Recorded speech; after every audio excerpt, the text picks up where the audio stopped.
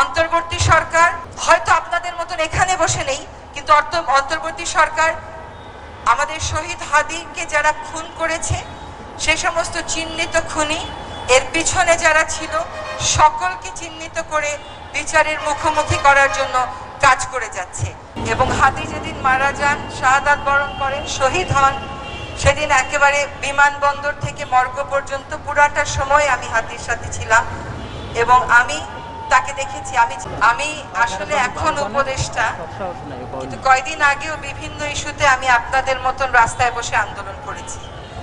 এবং হাদি যেদিন মারা যান, শাহাদাত বরণ করেন, শহীদ হন, সেদিন একেবারে বিমানবন্দর থেকে মর্গ পর্যন্ত পুরাটা সময় আমি হাদির সাথে ছিলাম এবং আমি তাকে দেখেছি। আমি জীবনে কোনোদিন মর্গে যাই নাই, ওই প্রথম আমি মর্গে গিয়েছি।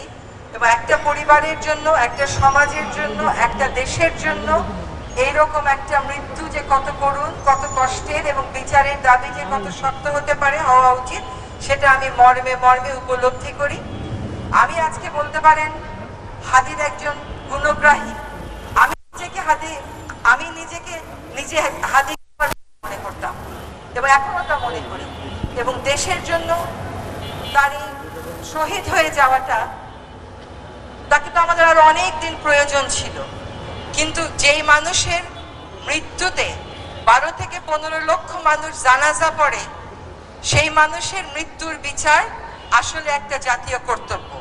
আপনাদেরকে আমি আশ্বস্ত করছি, অন্তর্বর্তী সরকার হয়তো আপনাদের মতন এখানে বসে নেই, কিন্তু অন্তর্বর্তী সরকার আমাদের শহীদ হাদিকে যারা খুন করেছে সেই সমস্ত চিহ্নিত খুনি এর পিছনে যারা ছিল সকলকে চিহ্নিত করে বিচারের মুখোমুখি করার জন্য কাজ করে যাচ্ছে।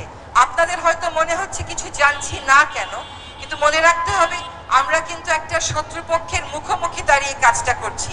ফলে যে তথ্যগুলো আমরা বলবো সেগুলো যেন শত্রুকে কোনোভাবে শক্তিশালী না করে। এটা কিন্তু আমাদের শহীদ হাদিও বলতেন যে আমরা যেন এমন কোনো কাজ না করি যেটা আমাদের প্রতিপক্ষকে শক্তিশালী করে ফেলে। এবার আমরা ভবিষ্যতে কি করতে যাচ্ছি এই সম্পর্কে আপনাদের একটু ধারণা দিই।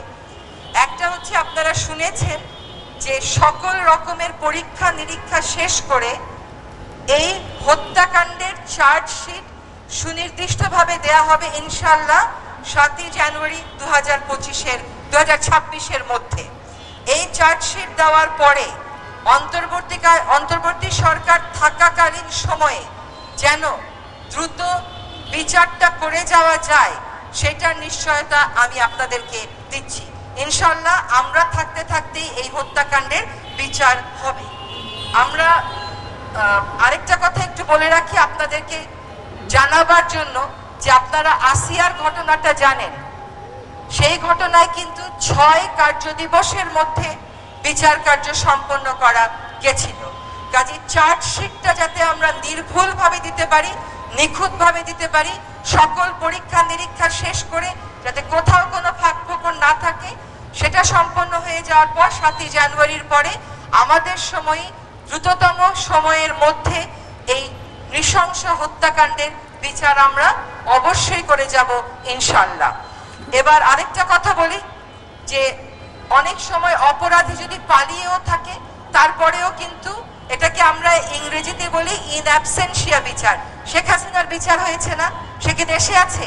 তারপরেও আমাদের সর্বান্তকরণ চেষ্টা আছে হাদিকে যারা শহীদ করেছেন, আমাদের কাছ থেকে কেড়ে নিয়েছেন, তাদেরকে যেন, তারা যদি বাংলাদেশ থেকে চলে গিয়ে থাকেন, তাদেরকে যেন আমরা অবশ্যই দেশে ফিরিয়ে আনতে পারি।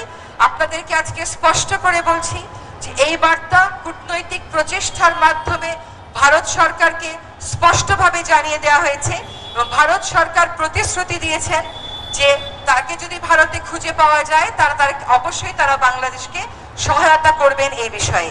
এই মুহূর্তে কূটনৈতিক প্রচেষ্টার এই বিষয়ে আমি আর কথা বলছি না। আপনাদেরকে বুঝতে হবে যে এটা তদন্তের কারণেই আমরা আসলে এই কথাগুলো বলতে পারছি না। আগামীকাল সকাল 11:15টায় ডিবি পুলিশ একটি সংবাদ সম্মেলন আয়োজন করেছে। সেই সংবাদ সম্মেলনে আরো বিস্তারিত বলা হবে।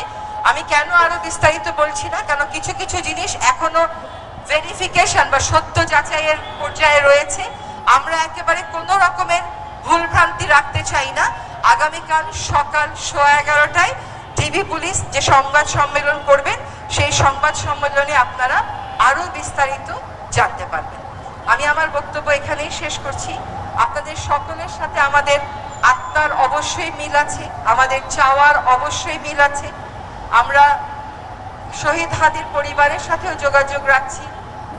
আমরা অবশ্যই এই বাংলাদেশের মাটিতে দ্রুততম সময়ের মধ্যে, অন্তর্বর্তী সরকার থাকাকালীন সময়ের মধ্যে আমাদের হাদিকে যারা মেরে ফেললো তাদের বিচার সম্পন্ন করে যাব। সবাইকে ধন্যবাদ। সবাই